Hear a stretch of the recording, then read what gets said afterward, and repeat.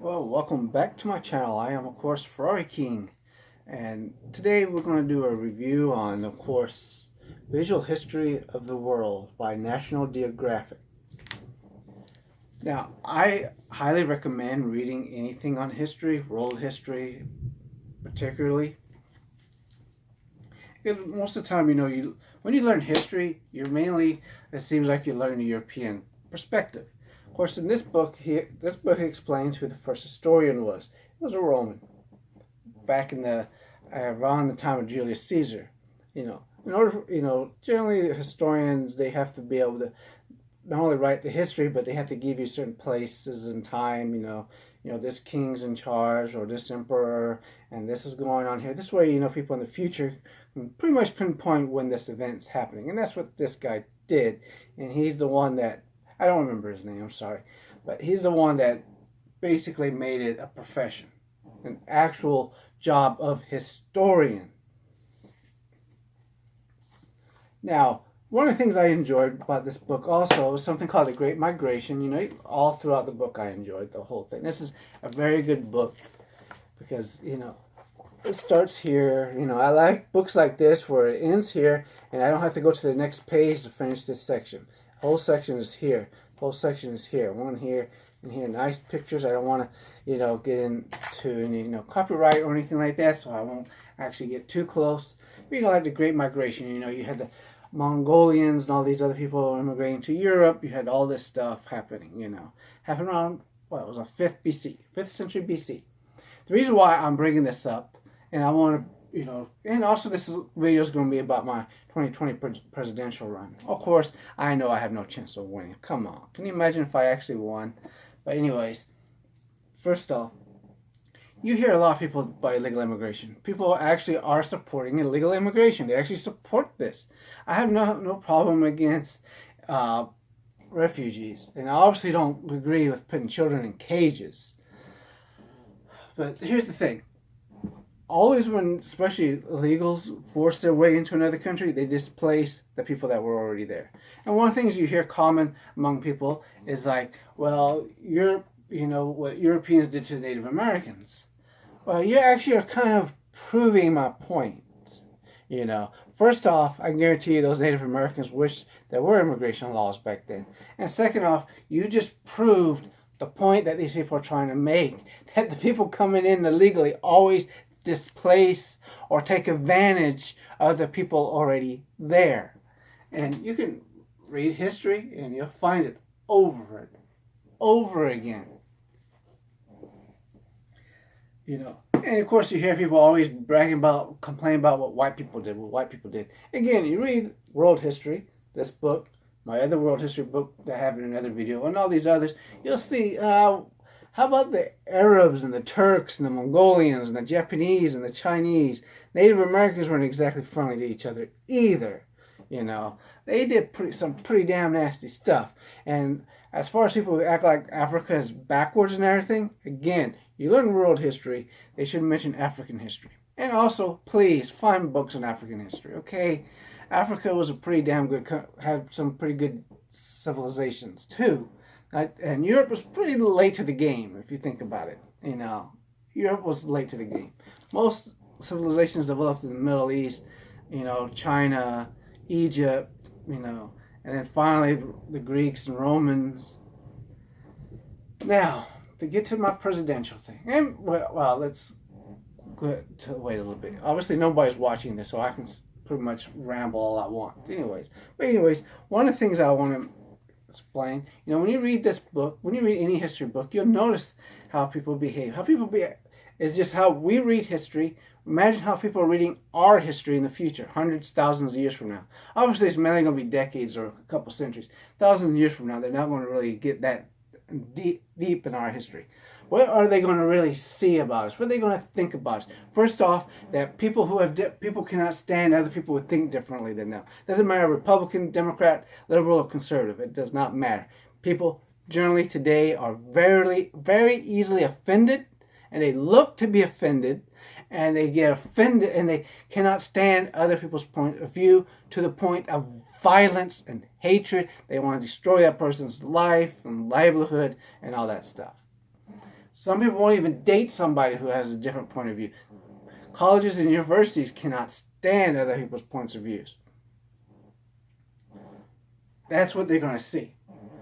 Is that people cannot tolerate, Trump, Obama, it doesn't matter. I'm not going to say all this stuff about them particularly. I did that in other videos. I don't need to do that in this one.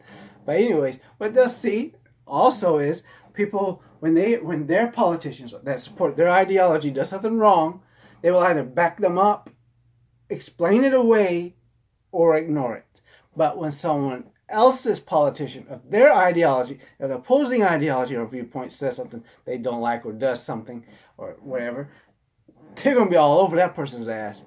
Not to mention the fact that people are going to be unforgiving. You said something, you used the N-word 30 years ago. They'll be all up on arms on you. A black politician has a picture with Louis Farrakhan 20 years ago. Who cares what someone did 20, 30 years ago? Okay, stay in the present. That's why certain people aren't going to really ever be able to move too far and build themselves up because they live in the past. Because that's another thing they're going to see is that, in these first world countries like the United States, these European countries, it doesn't really matter what skin color you are. You have equal opportunity to better your life.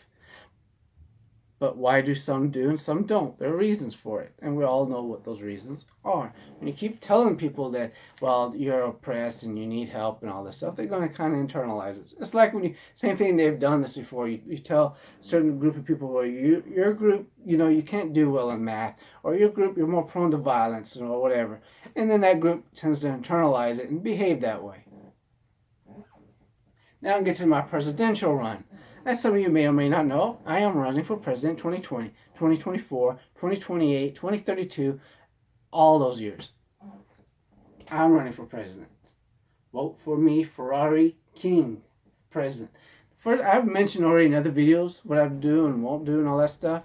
First off, with guns, I don't really believe in any type of gun ban, but I do believe that people need to take gun classes, gun training. There should, all these loopholes with the gun shows. All guns must be sold through a gun shop, licensed gun shop. You gotta go through the proper paperwork and everything. Private selling of guns, you can't have that really. And there's a whole lot more. And you gotta remember that the president's only as good as their advisors. The president doesn't know everything. And also, the president has to be willing to listen to their advisors. You think the president really knows the economy and all this stuff? I mean, come on. Second thing is education and healthcare. I already mentioned healthcare, what I would do with that. I don't need to really hash that out again. But with education, that's going to be a major change. And I've already explained that in other videos too. But mainly, I know parents aren't going to like it, but your kids going to have to help clean the school up. Because then it's going to be, the cafeteria will be more automated like these restaurants are trying to become. Cafeterias will be more like that. Save some money that way. Obviously, breakfast and lunch should be provided to the students free of cost. I mean, they shouldn't have to pay for it, especially the poor. And housing, nobody's guaranteed housing. It's not a right, it's a privilege. But at least it should be affordable. Affordable housing. Obviously, we have to work out a way to find. Of course, you need capitalism to do that. People competing. That's another reason why I believe in breaking up the monopolies or oligarchies when it comes to cell phones and the news and all these. Look at your news. Like 5 or 6 billionaires control all your news. That's not right. That needs to be broken up. And then on top of that, your cell phones and all this stuff, television stations and programs and all this stuff, cable companies, they're going to need to be broken up. More competition, prices go down. Healthcare goes down when you have more competition. And I already mentioned before about, the taxes and all that stuff,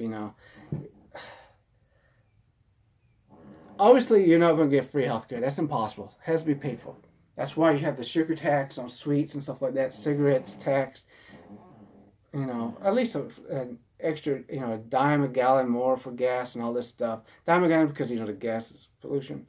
And obviously, I'm not going to win, so who cares? You don't have to even worry about this stuff. But, because that helps with will help the healthcare. You know, you're already paying monthly fees, you know, your check for healthcare, so it won't be, you know, as much as it is. Maybe $15, $20 a month. That's about the maximum you should have to pay. You shouldn't have to pay more than that. And unless you're extremely rich, and you're going to be paying more. If you're a millionaire making $1 million a year, obviously, you know, you're probably going to be paying a few $100s, maybe 100, 150, 200. We have to work all of that out because we got to make it affordable for everybody. Everyone should get it. Obviously, there's going to be more competition. Drug companies need to, you know, something's going to have to be done about them because there's no reason why they should be charging so much money for medication. But I understand the concept behind it. You know, the research is expensive. That's why we need to give tax breaks and give more money and grants and stuff to them so they can do the research. You know, cigarettes, definitely tax that, because cigarettes, that's the only drug a person can take that kills them and everyone around them. And decriminalize all drugs except for marijuana, which should be legal. I say decriminalize, not legalize. Prostitution would be legalized, because I don't care if I would not want to visit one, but you know, that way it's regulated. You make sure it's safe, and of course, you know, certain things are just don't arrest people for. And it also helps with the prisons when you don't have all these people just because they're using drugs. Now, selling drugs and manufacturing drugs, that will still be a felony. Space travel. I already mentioned this already too when it comes to, you know, science, education in schools, all that stuff. I already mentioned it. You can watch all my other videos. I don't want to go through every freaking thing. Anyways, you know, obviously I believe in creating a colony on the moon, not in 10 years, but it'll take some time. An international space agency created, you know, because all nations should work together instead of one country competing with another and another. It's good to have competition. Don't get me wrong. When it comes to space, we should all be working together. You know, start building colonies and all this stuff out in the solar system and moon and beyond. I already explained this in other videos.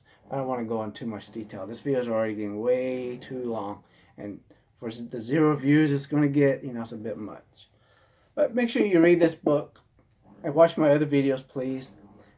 Please subscribe to my channel. Don't forget to like and subscribe and share. Check out the description below for a link to my website where I sell ebooks for 99 cents. Thanks for watching.